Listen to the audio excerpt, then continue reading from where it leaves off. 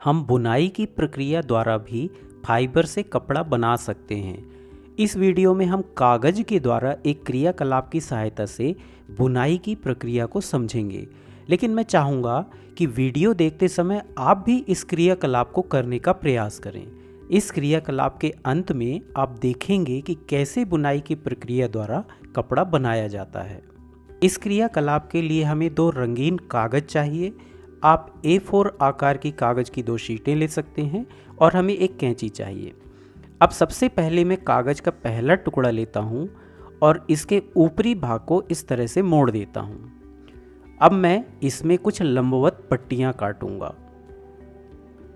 इसके लिए मैं पहले कागज़ पर कुछ इस तरह से निशान बना लेता हूँ और कुछ सीधी रेखाएं भी बना लेता हूँ।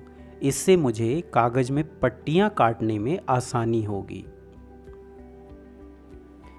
इसके बाद मैं इसमें इस तरह से लंबवत पट्टियाँ काट लेता हूँ।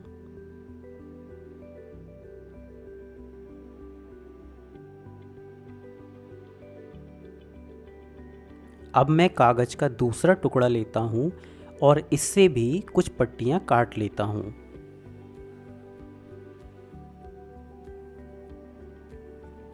अब मैं यह गहरे हरे रंग की एक पट्टी लेता हूँ और इस पट्टी को पहले कागज़ की पट्टियों के बीच कुछ इस तरह रखता हूँ कि यह पट्टी पहली पट्टी के ऊपर, दूसरी के नीचे, फिर तीसरी के ऊपर, फिर चौथी के नीचे और इस तरह से इसको बुन देता हूँ।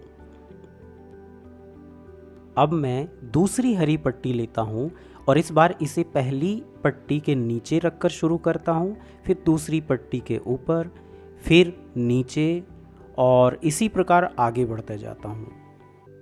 अब मैं तीसरी पट्टी को लेता हूँ और उसे वैसे ही रखता हूँ जैसे मैंने पहली पट्टी को रखा था और इस प्रकार जो पैटर्न बनता है उस पैटर्न में मैं बाकी सारी पट्टियों को पहले कागज़ की पट्टियों के बीच में बुन देता हूँ।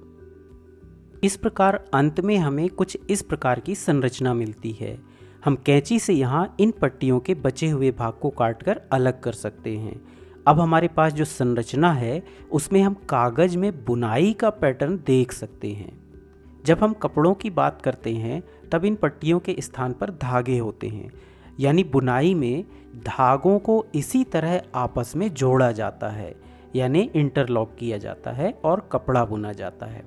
वास्तव में हमारे पास ऐसी बुनाई मशीनें हैं जो धागों को कपड़े में बुनने की इस प्रक्रिया को पूरा कर सकती हैं।